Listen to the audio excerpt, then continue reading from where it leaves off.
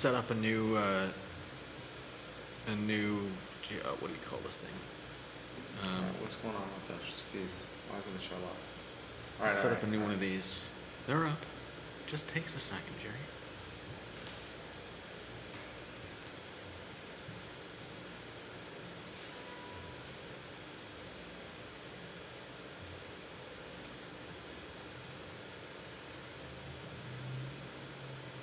Send me the PTIs when you have a chance. What? Email me the PTIs when you have a chance. Yeah.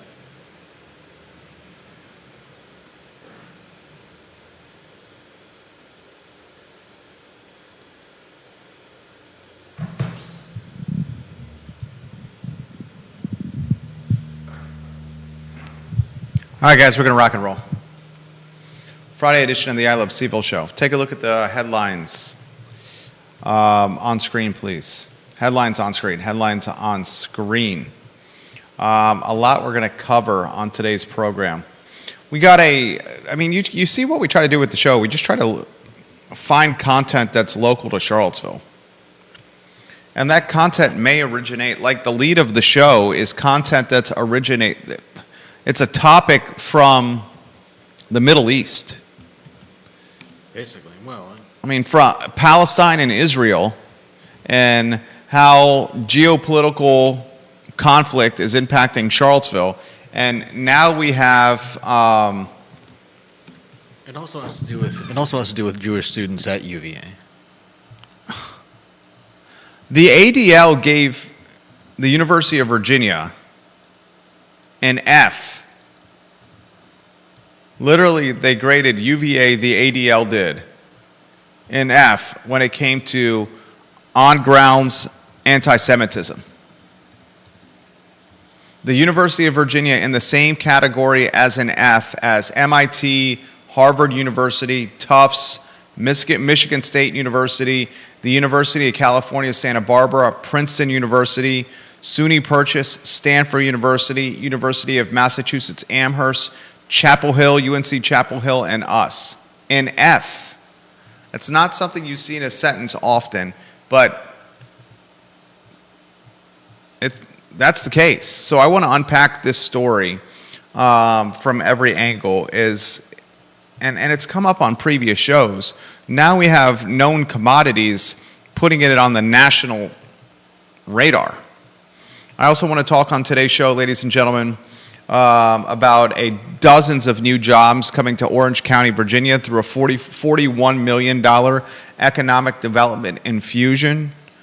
We'll talk about a pivot that's happening, downtown mall, apartment building, pivoting potentially to a 160-room hotel. We'll pick Charlottesville, the Charlottesville Middle School new mascot. That's being considered right now. I'm going to give you a snapshot of the budget over the last 5 years, courtesy of Charlottesville Tomorrow. I found the newsletter compelling for Charlottesville Tomorrow this time. I'm going to give props to Charlottesville Tomorrow. I get frustrated with CVille Tomorrow because I want more hard news from them, but I thought the newsletter today was pretty excellent. We'll also talk on today's program about the Dogwood Memorial and making it more accessible, and then some news and notes from Charlottesville, Albemarle County, and beyond. You need a comma there between Charlottesville and Albemarle County, and if you can adjust on the headlines due to Albemarle County, and let's just call this our new standard, ALBCO, with the A and the C capitalized. A comma after CVille and change ALB.CO to ALB. CO, one word with the A and C capitalized, if you could, please. Thank you. Viewers and listeners, give the show a like and a share anywhere you're watching. Spread the gospel, man. We work hard for you. The only thing we ask in return is you spread the gospel. I mean, that's it. That is it. Can you do us the favor of liking and sharing the show? Like, hit the like button, please. That's all we're asking. Does that seem like a reasonable ask to you, Judah? It seems reasonable. Seems reasonable. Thank you. He's been on fire, Judah Woodcower. Bob Shada, yesterday's show, Judah, you had him sweating when he was watching you on the show wearing a sweater in 80-degree heat. Mr. Bob Shada. It was not 80 degrees in here. It's set at 73. I'm in shorts and a short sleeve shirt. I know. Legitimately. They will see. I'm wearing shorts right now. I believe it. With no socks. All right, let's rock and roll when you are ready. Viewers and listeners, like the show, share the show, retweet the show. I'm ready to rock and roll when you are, Judah. Quiet on the set. Quiet on the set.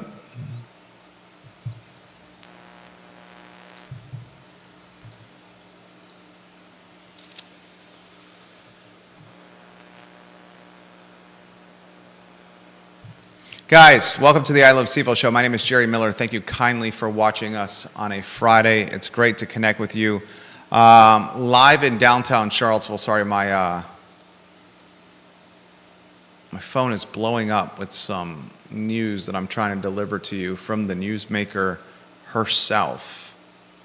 So I'm working the phones while doing the program to see if I can get the story to you today, or if this, it's deal flow, it's from business, from real estate, if this is something that I'm going to be relaying to you early next week. I promised her this deal would close, and the closing is, I think, happening right now, and she's letting me know. All right, lots to cover on today's program. Live in downtown Charlottesville, our studio on Market Street in the Macklin Building. We are excited to connect with you. Take a look at the screen for today's headlines. We're going to talk about the ADL, and Judah, you set the stage of what the ADL is. Okay, you don't have to do it now. I'm going to do the headlines, but set the table for the first topic, and then I'll offer commentary. The ADL offered a grade for the University of Virginia. And that grade, when it applied to anti-Semitism on campus, as they called it, we know it's grounds, the ADL graded Thomas Jefferson University with an F. With an F.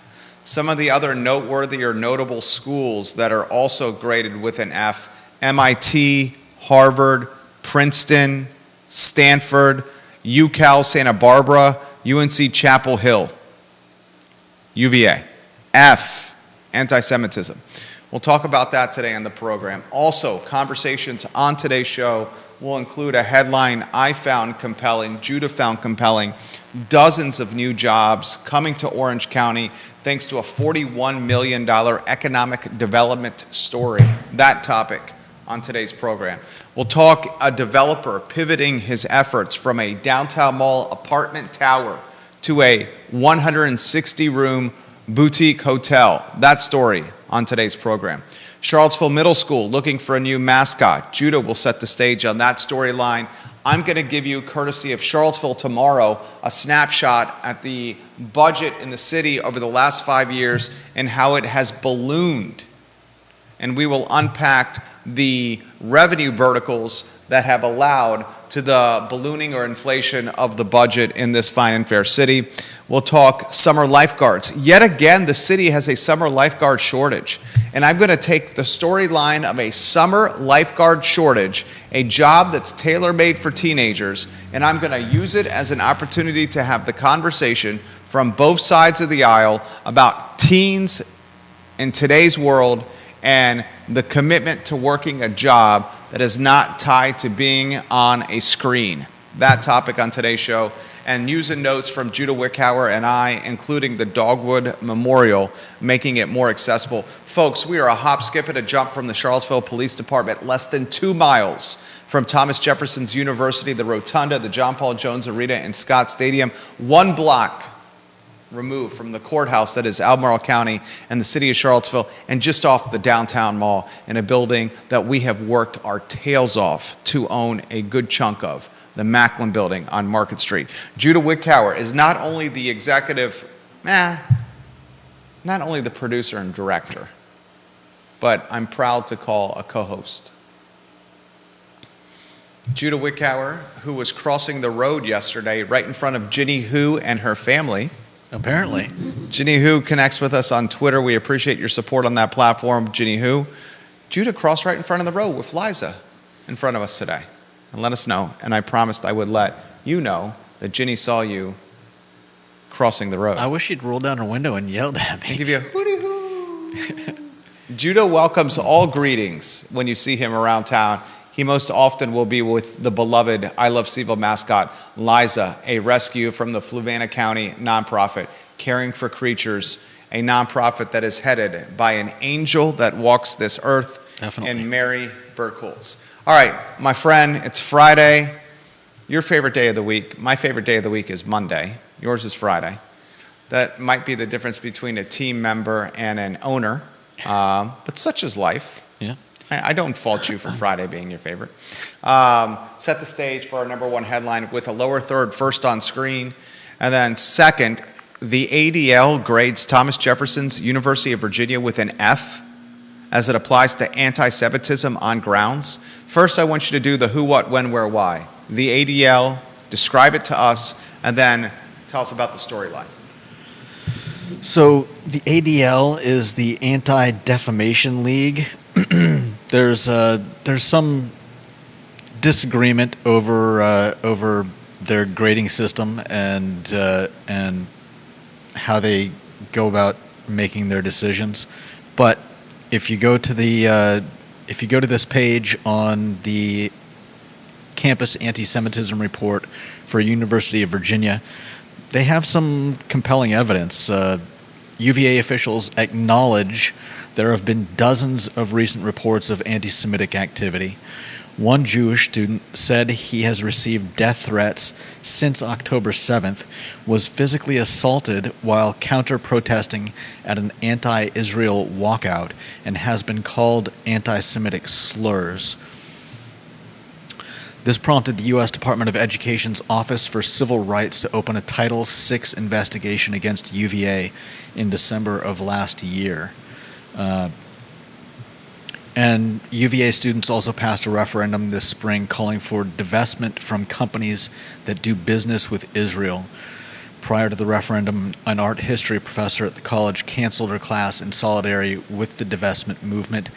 I don't know if I would say the referendum to divest from companies doing business with Israel is, I don't know if I would necessarily classify that as anti-Semitic. We're going to offer commentary. We'll stick with the facts and the story first before we offer commentary and our opinion on this story.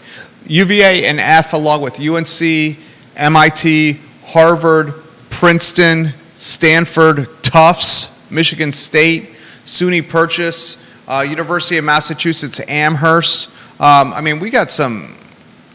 These are the best of the best when it comes to colleges and universities. And unfortunately, the best of the best are being graded with an F by a third party. Some would say that third party has an agenda. We'll tell you about the agenda potentially on the program. But I think we have a few more who, what, when, where, why facts to relay to the viewers and listeners. Show is yours. Judah Wickower, what else should get out there? I'm not sure what specifics exactly you want. It's a complex issue that I gave most of what the ADL has on the subject, what's happening on campus. The Anti-Defamation League, based out of New York, Manhattan, 3rd Avenue. Mm-hmm. This is in the national, if not the global, news cycle right now. Now, we can go down the road of our commentary and thoughts on this story. What we were talking in our pre-production meeting, I thought you and I had good commentary to offer the viewers and listeners. I thought your commentary on this was very compelling. I'll listen to learn.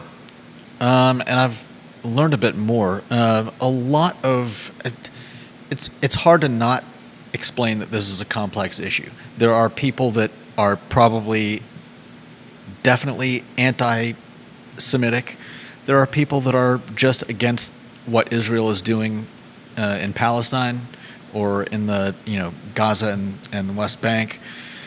There are people that are, like you said, as we were talking before the show, there are people that are pro-Palestinians, but not necessarily pro-Hamas. But it's very hard to separate the Palestinians from their government, which is Hamas, who's got in their in their founding charter that part of their goal is the destruction of Israel and all the people there.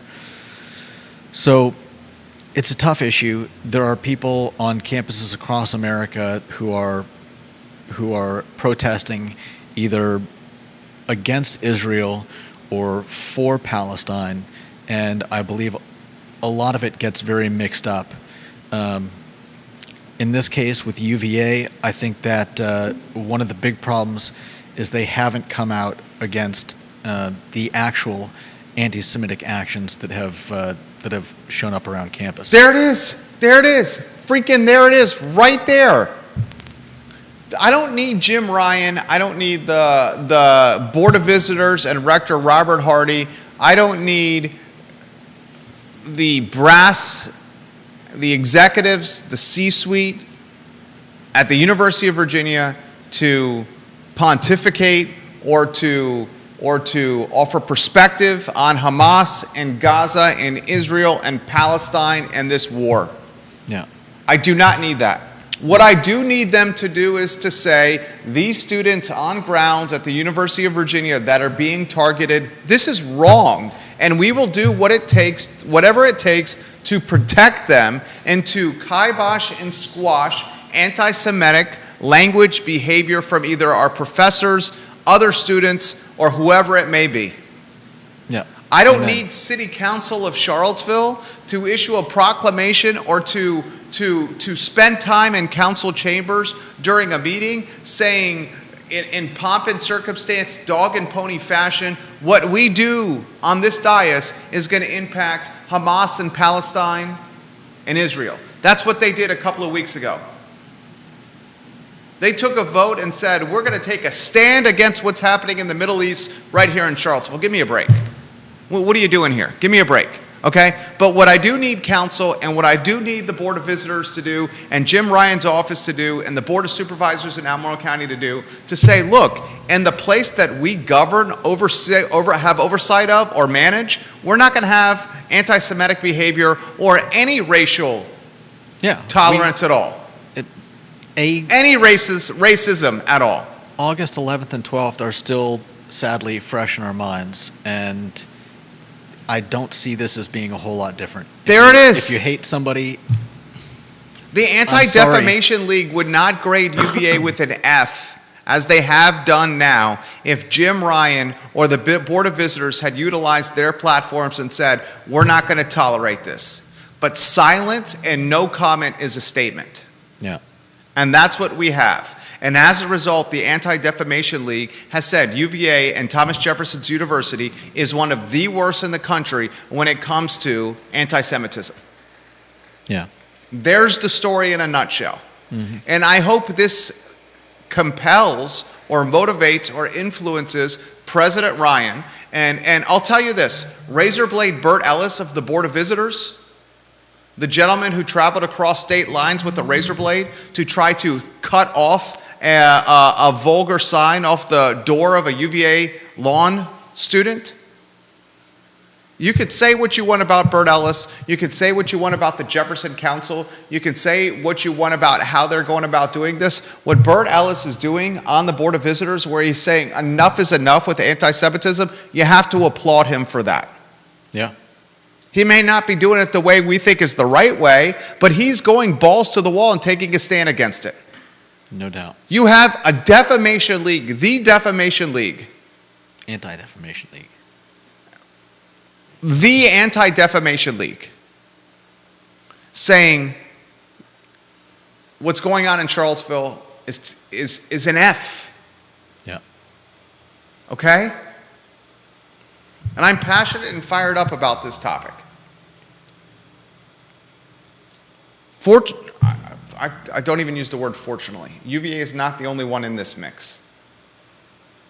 What's the unfortunate scenario is these positions of president at some of these noteworthy universities, Harvard is graded an F. Princeton's graded an F. MIT's graded an F. UVA's graded an F. UNC Chapel Hill's graded an F. Stanford graded an F. These positions of president are incredibly lucrative. You're talking $1 million of compensation with perks and benefits, well over $1 million with the fact that you include free housing and a mansion, Cars Hill, that they've become less about being an educator and the management of education and more about navigating political headwinds and trying to be as so neutral when it comes to these headwinds and staying away or from or out of the crossfire of these storylines, that your silence is deafening.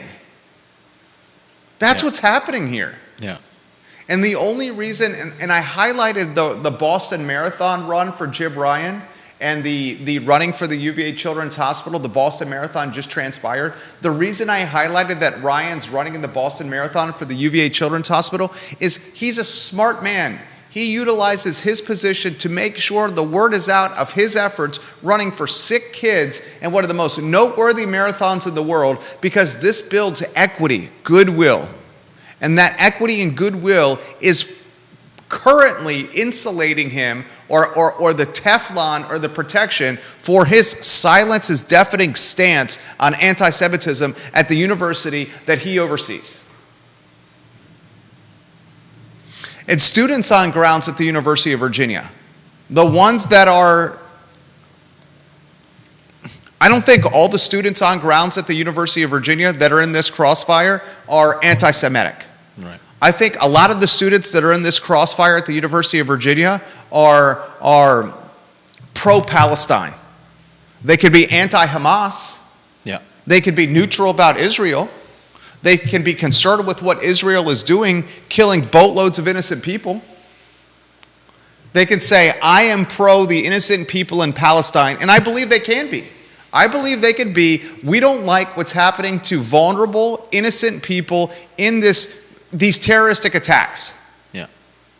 Iran with the drones on Israel just this past weekend. You can say that, and you can say that, and you can be right. But what you can't do when you're the president or you're in charge of a prominent platform like UVA is say nothing. Yeah. I'm passionate about this. You want to offer any perspective before we get off topic? Viewers and listeners, your thoughts on this topic.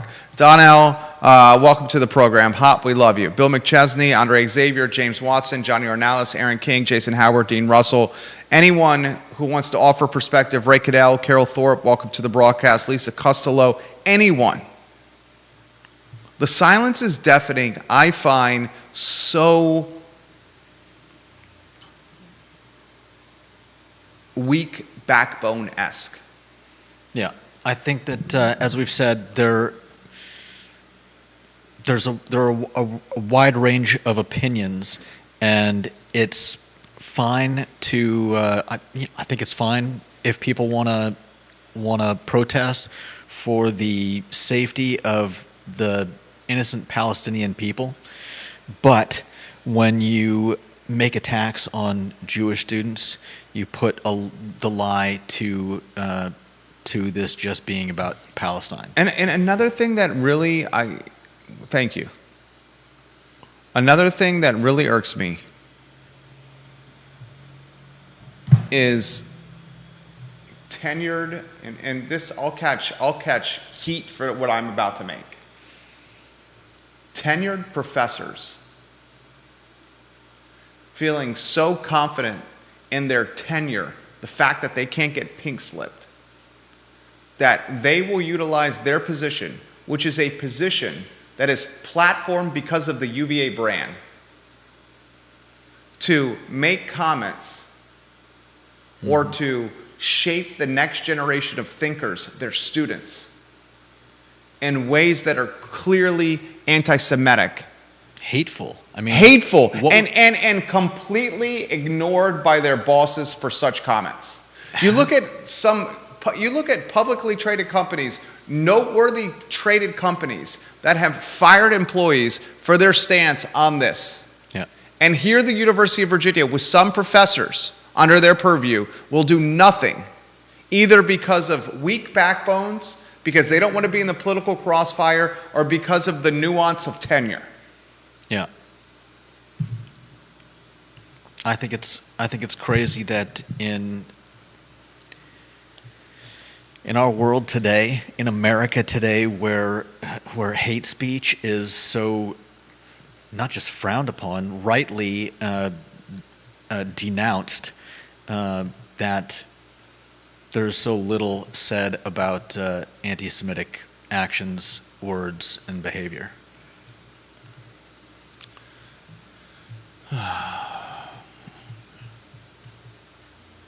John Blair, thank you. Stephanie Wells Rhodes, thank you for watching.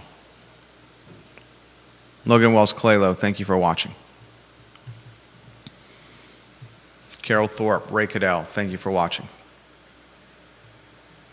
Stacy Baker Patty, thank you for watching.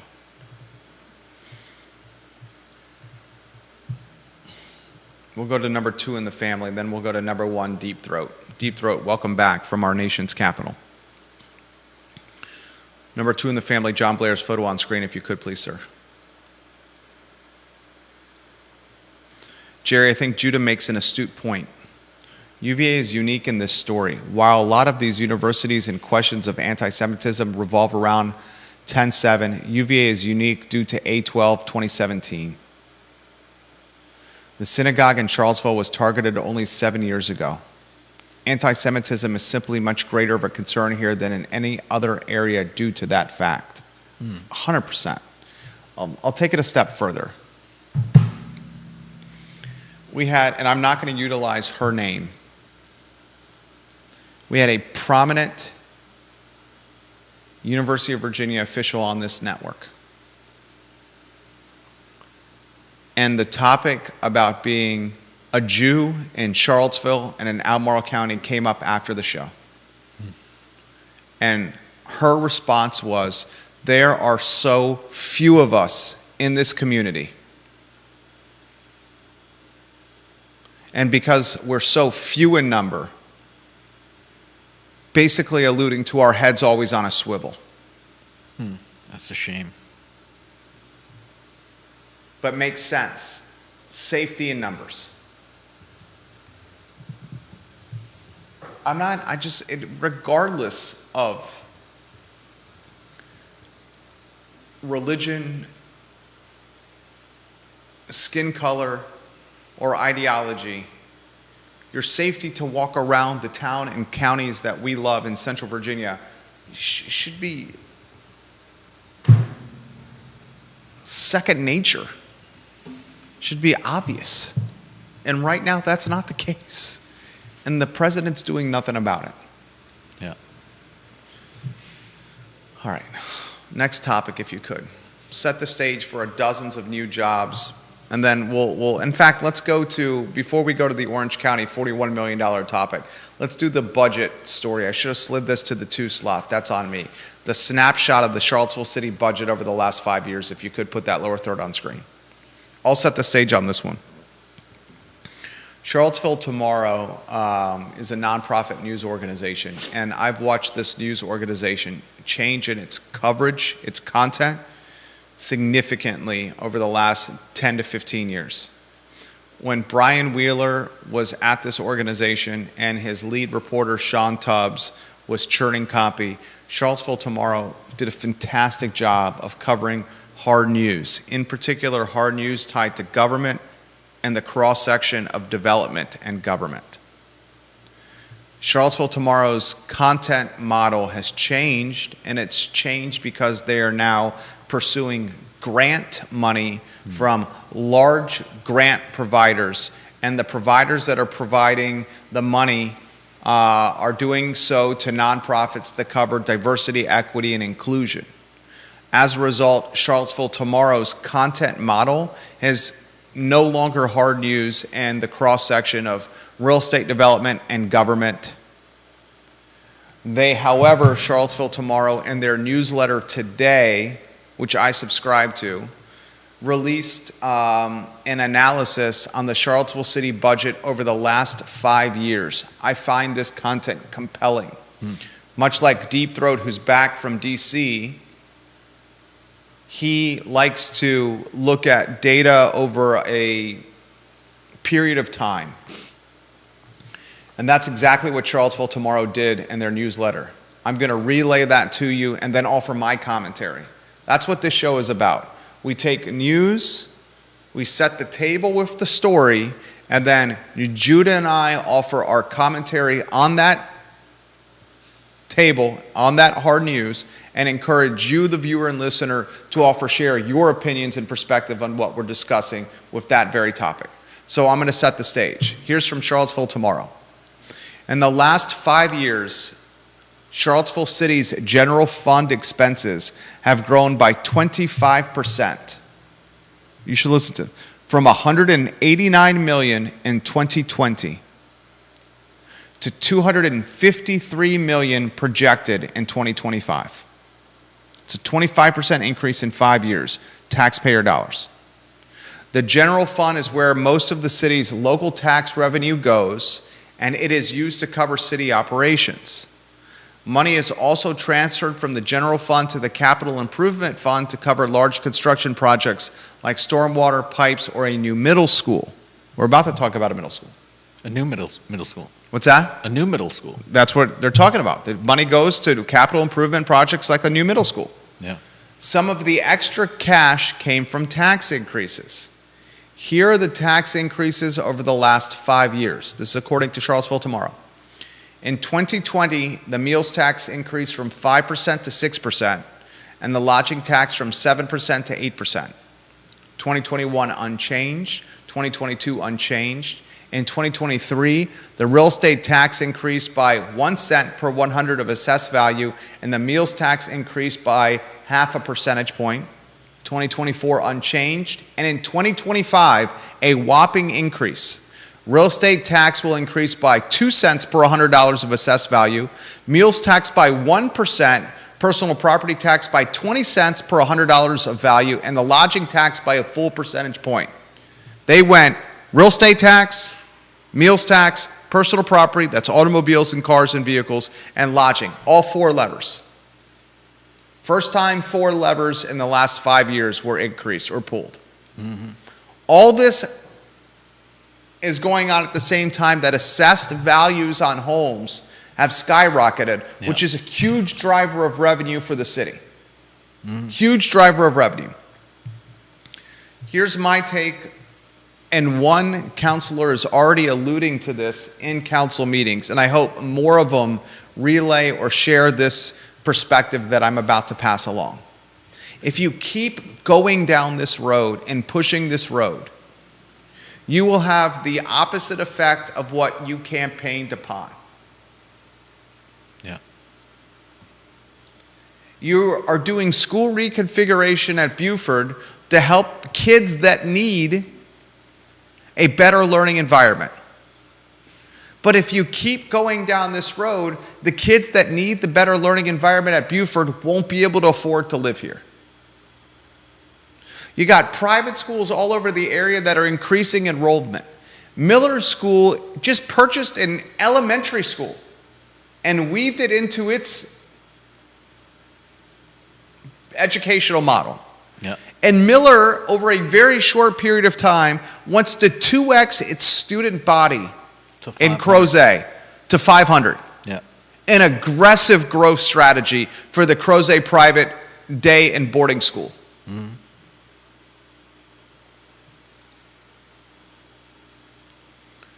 Let's get to Deep Throat, his photo on screen. Ah, God, I love Deep Throat.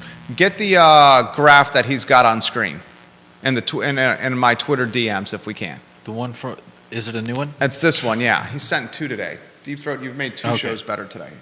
Real Talk with Keith Smith, which we talked about, that Redfin chart you sent me, and this one. Tell me when that's on screen. He's got fiscal year 2015 Charlottesville City to fiscal year 2025 Charlottesville City change in budget lines by category. Police, fire, school contributions, health, infrastructure, transportation, management, the CIP contribution, debt service, and then he's got his own analysis. Let me know when that's on screen.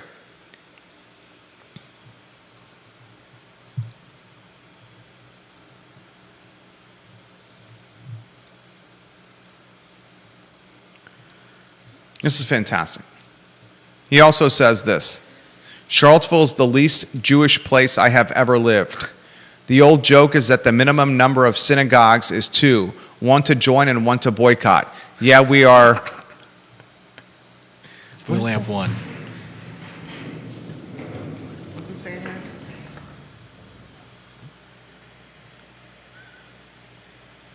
We are disputatious.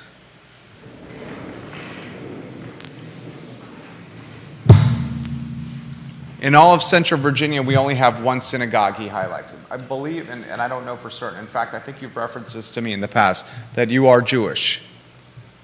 I am a Jewish ancestry. No, I meant Uh-oh. Deep Throat. Sorry. Yeah, you've told your story here. You're much like me, a religious mutt. I'm a religious mutt. I went to a Catholic school for most of my life. I grew up Southern Baptist and was raised in a Jewish neighborhood. My family has mostly been. I mean, we had Christmas trees at my. But you've never sat on the lap of Santa Claus That is or taken a true. picture with Santa. Yeah. We're getting off track. Can you get the chart on screen? I gotta. Let us know when it's on screen.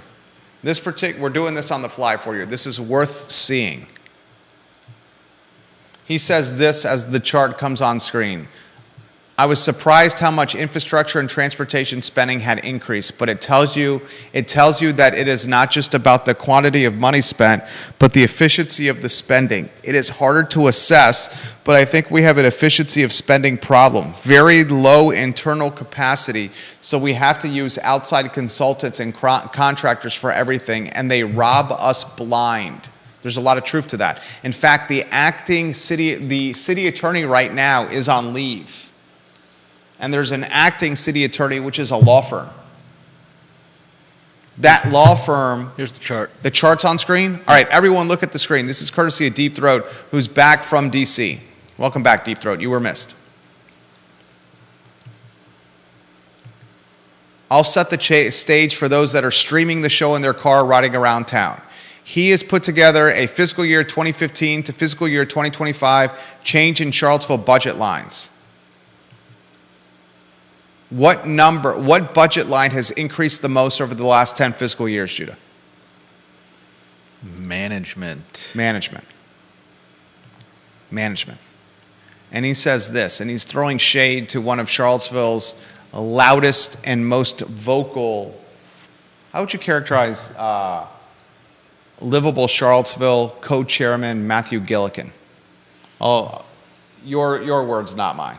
How would you characterize the co-chair of Urbanist Policy Group, Livable Charlottesville, Matthew Gillikin? I'm not sure that I would. I occasionally see what he puts on Twitter, but I don't think I know enough about the guy to accurately characterize him. Okay, fair enough.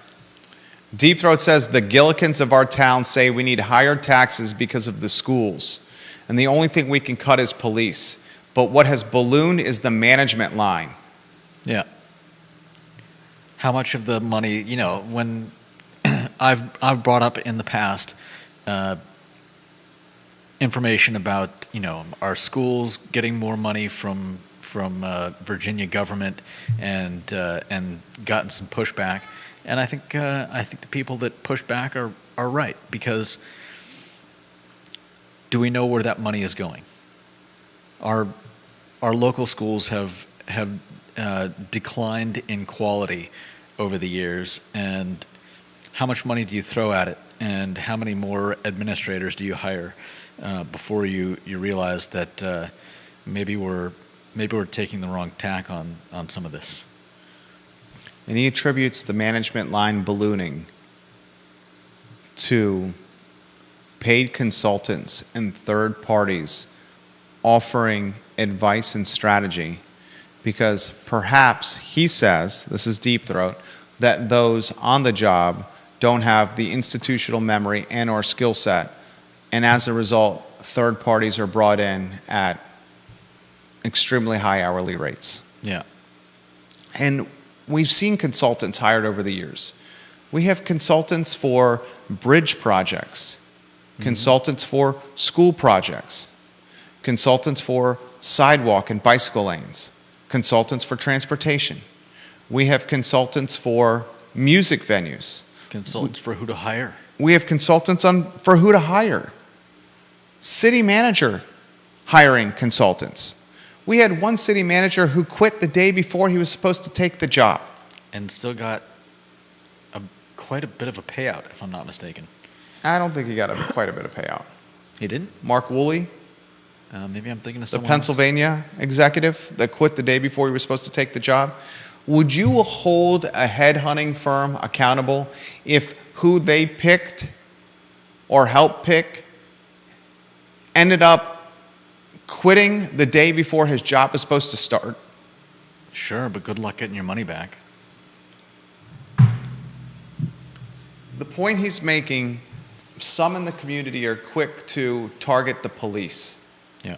and say, pull from their 19 million, whatever the number is. And that's less about utilizing the money for schools or other line items and more about their political stance on police themselves. Defund the police. There it is. And we'll catch some heat for that. But hey, the reason you listen to the program is for a fresh and different voice. And we will not change that. And you can go with any voice you want. This is mine. This is the voice. I'm going to stay true to the voice.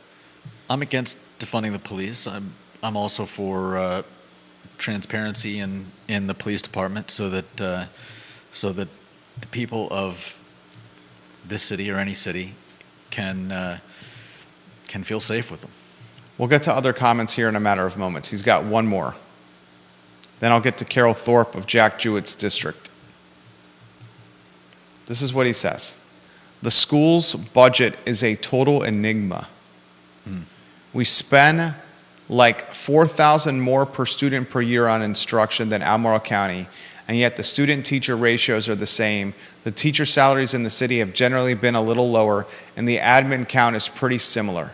So how is the city's instructional budget so much higher? I am guessing the same thing, consultants. But the budget is not detailed enough for me to figure it out. Good perspective from him. I wonder if that's by design. Did you answer your own question? Did I? Did you? I wonder if it's by design. You know the answer to that, right? No, I don't. You don't think it's ambiguous on purpose?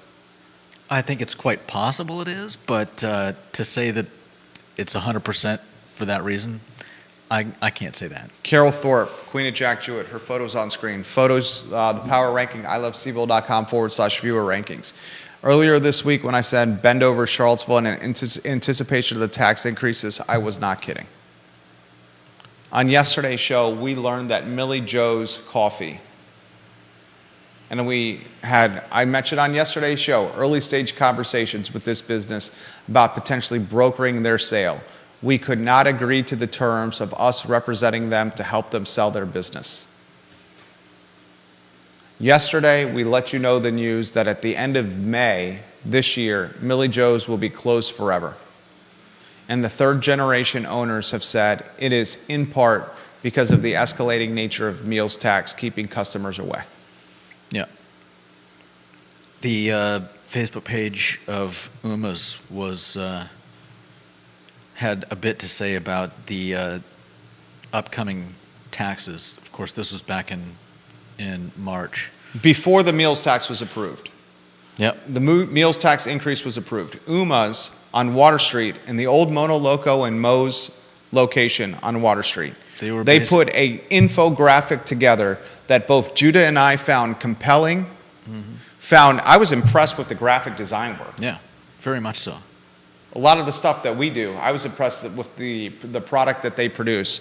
They spoke of the vulnerable nature or the damning nature, maybe that's a better word, of increasing the meals tax. That was prior to the green light vote, yes, to increase this tax lever. That was, I think, when it first started entering the conversation. Meals tax was increased. Guess what? UMA's is for sale. Yep. You now have businesses in the market in the city, Millie Joe's Coffee Roasters saying, we are closing our doors in part because of this.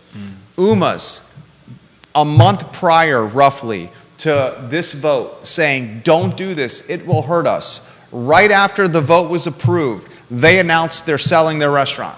Yeah. And not only selling, but moving to Philadelphia out of the market. This after investing hundreds of thousands of dollars and, most importantly, their time over a very short period of time. There's B. Haluska again. Brian, hello. He looked over to us. Did you see? He was staring you down. He's looking at us. I think we should play a game. It's almost like, where's Brian? Right? Someone's got to be telling him every time. Yeah. He's like, dude. Like, they talk about you when you walk by. You got to stop walking by. I love Seville. We're going to do this every time. We should be like, it should be like a drinking game. Anytime Brian Haluska walks by, we have to take a shot on the show. Ooh. Too early? I don't think my wife would approve of that. Anytime Brian Haluska walks by, we have to do something like 10 push-ups or 20 push-ups or a bunch of jumping jacks. My point is this, before I get off topic. We'll be ripped. Before I get off topic even more. They're not only lobbying against it, they're potentially closing, they are closing in part and selling in part because of it. I mean, this is a great line. I'm on the UMa's Facebook page. And anyone can find this on the UMa's Facebook page. Yeah, part of what they have to say is, are you one of the people that complain on Reddit about it being too expensive to eat out in this town? Are you one of the people that complain to your boyfriend, girlfriend, waifu, mother, brother, sister, cousin, friend about it being too expensive to eat out in this town? Great news. The city wants to make it more expensive to eat out in this town with a proposed increase to the meals tax. And yeah, I mean, that pretty much says it. You know what the crappy part about this is? As these businesses close the door, the city gets less revenue. It's not seeing the forest through the trees. Yeah. When we're in the landlord business, 24 tenants on our roster, 24. Mm-hmm. There are many years that go by with our tenants where I choose not to use the 5% escalator that's in the lease. Yeah. Many years go by where I do not use the 5% escalator. And I do it in part for a number of reasons. Reason number one, as a thank you to our tenants for being on our roster and taking care of the place, I will say to them, hey, I appreciate you being on our tenant roster. You've done a great job of paying on time and you've taken care of the place. I'm going to bypass the increase. Number two, we also realize that escalating rents year after year after year after year will lead vacancy. And 1 month or 2 months of vacancy can never be recovered by a 5% escalator. Right. It's good business. It's good business for us and it's good business for our tenants. And it breeds goodwill. Mm-hmm. Next topic. You want to set the stage on the Orange County one, please? I skipped over that and I apologize. Can you set the stage on that, please? Bill McChesney has this to say. If you can get Mr. McChesney's photo on screen, iloveseville.com/viewer rankings. Mr. McChesney is the mayor of McIntyre, number 15 in the family. He says, guys, they had 3 or 4 consultants for the Belmont Bridge until they came up with the lame 2-lane configuration we have now. They totally blew off the underpass design like was implemented on Roosevelt Brown Boulevard. Too high a cost, they said, but once the railroad went over the railroad, would be responsible for the maintenance. Talks about the consultants in the bridge. He's been around here his whole life. There goes B. Halusk. Should we do 20 push-ups? We'll figure out something to do on Monday. All right, set the stage for Orange County economic development, please. Dozens of jobs coming to Orange County. Governor Youngkin announced just yesterday that a company called L3 Harris, one word, will invest $41.2 million to expand its Aerojet Rocketdyne facility. The investment is said to include new facilities, equipment, and tools, and it will also reportedly create 80 new jobs over the next 3 years. That's significant. Yeah. That is significant. L3Harris is an American technology company, defense contractor, and an information technology services provider that produces command and control systems and products, wireless equipment, tactical radios, avionics, and electronic systems, night vision equipment, and both terrestrial and spaceborne antennas for use in government, defense, and commercial sectors. Seeking rocket scientists. In Orange County. Yeah. You wouldn't otherwise think Orange County. Or would you think Orange County's close proximity to Rivanna Station and northern Albemarle County? That's what I would say. Maybe that's what it is. Rivanna Station, Donna Price, former chairwoman of the Albemarle County Board of Supervisors, now on a retirement extravaganza, Donna Price. She said on the I Love Seville network in months past that Albemarle, the jurisdiction, buying the land from Wendell Wood to create a spy Disneyland in northern Albemarle was the second most important economic development commitment the county has ever made, save the University of Virginia. Wow. Dozens of new jobs with the opportunity of 80 plus was the number, is that right? Yeah, 80 plus. Through a $42 million, 3 years. was it? 41.2. $41.2 million economic development commitment. Yeah. Fantastic news. You're hearing that first here on the I Love Seville show. Okay, let's get to the lifeguard story. We might save the downtown apartments, pivoting to a 160-room hotel, to the bottom of the show, and if we can't unpack that, as well as we should, we can bring that to Monday's program. This story, I think, is a microcosm of so much. The city of Charlottesville, again, is short summer lifeguards. Yeah. Again.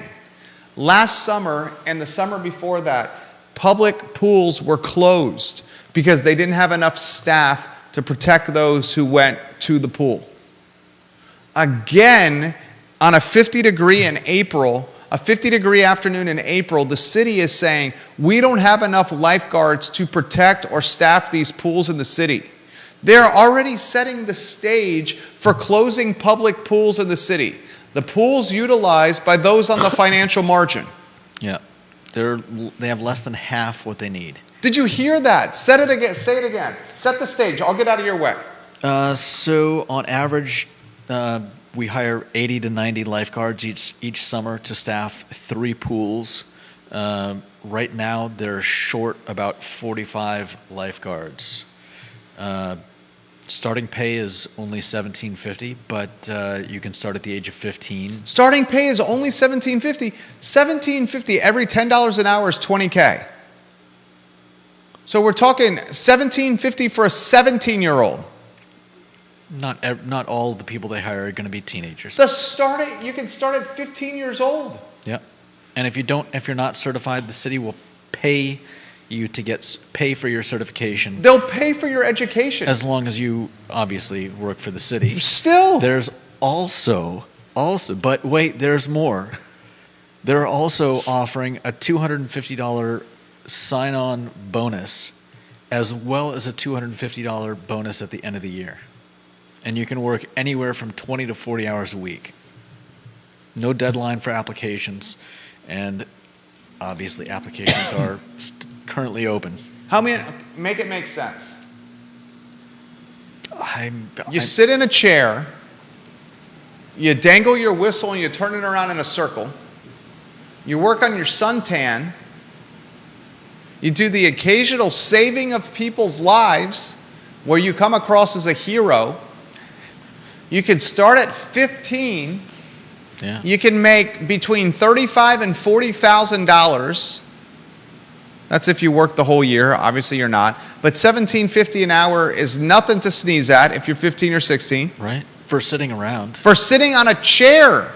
I mean, I don't know how often. And they don't even have half the staff. Yeah. And the city is already alluding to the fact that pools will be potentially closed. And they've been closed over the last few years because they don't have the staff. Yeah, they may have to limit hours, and as well as closing some or all of the pools on certain days. Please realize who this impacts. Our kids. What kind of kids?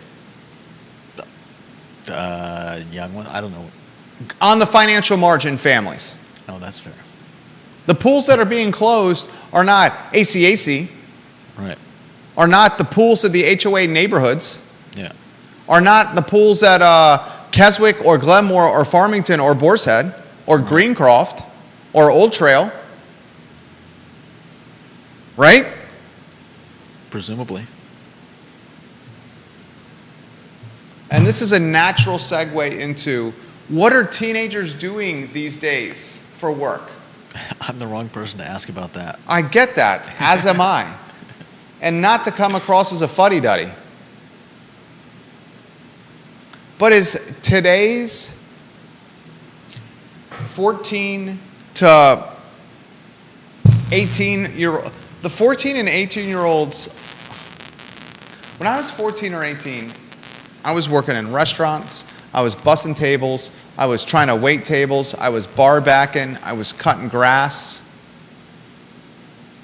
I was on the grind. And the summer, once we got to 16, we had to have a job. We had to have a job. It was no choice. I worked Sportsman's Grill in Williamsburg, which I believe is still there. Cut a handful of yards around the neighborhood. Had other guys in the neighborhood cutting those yards for me while I try to grow the yard base by door knocking in the neighborhood.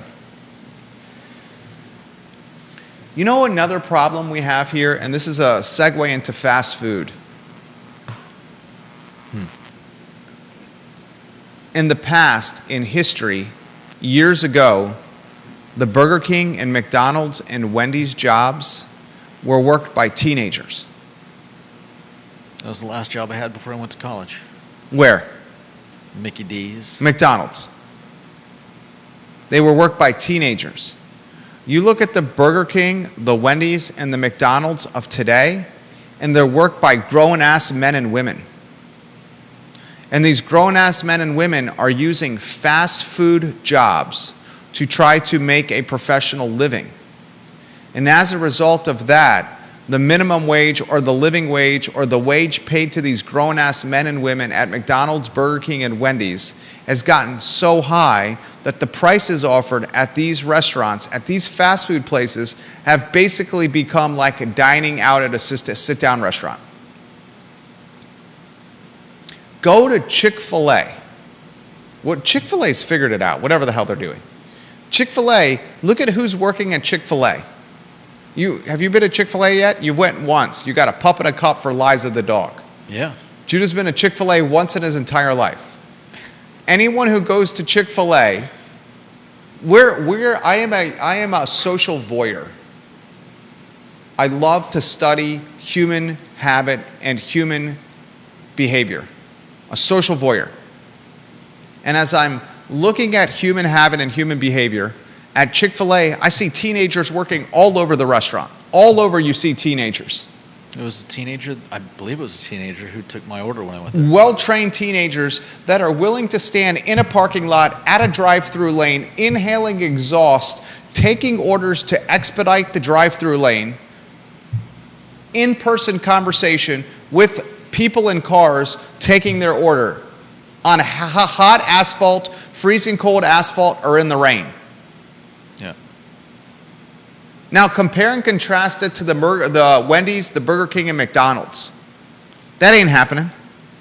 Right. Yesterday I encouraged you to watch a bus with Charlottesville Albemarle Transit run or drive around the city or Albemarle County. When you see a CAT bus I want you to look in the windows of a CAT bus. You too, Judah. And I will bet you that bus is less than 30% capacity. Every bus I see, and this is, I know, an eye test, but hey, an eye test has some value. Less than 30% capacity.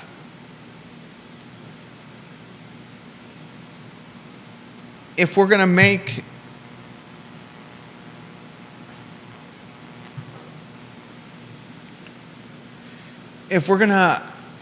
utilize compensation as the sole driver of filling vacancies, then we're going to price out the customers that those vacancies, when filled, serve. I'll say it again. If the only solution we have for finding a bus driver is to pay them $75,000 in total salary, benefits, training, human resources, total package. 8 drivers, $600,000. We called it on yesterday's show. We covered it on yesterday's show. That's not saying they're making $75K. Right. And if part of that is training and certification and all that, then we might see a drop in that number for those people in the following year. Right. My point is this, though. But if it's that level of financial commitment, it's going to come from the backs and the rooftops of those that need the buses to get around. Yeah. If the only way we're going to be able to afford lifeguards in the city of Charlottesville to go from a less than 50% occupancy for those stands, those lifeguard stands, is to take them over $20 an hour in compensation, the people that are going to go to the public pools, they're going to be the ones that are taxed whether they know it or not for these guards. Yeah. And they're not even going to show up to the pools because they won't be able to afford to live here. If we're going to need $60 or $70 or $80 million for Buford school reconfiguration, and it takes 8 or 10 years to get that school reconfigured, the folks that we're trying to help today won't live here tomorrow. Right.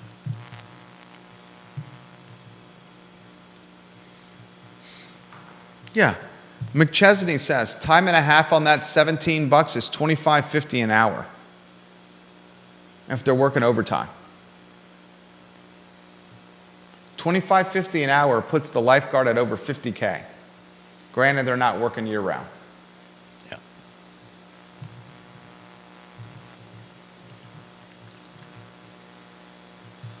Oh.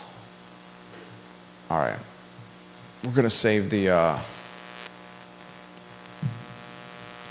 downtown mall apartment tower to Monday.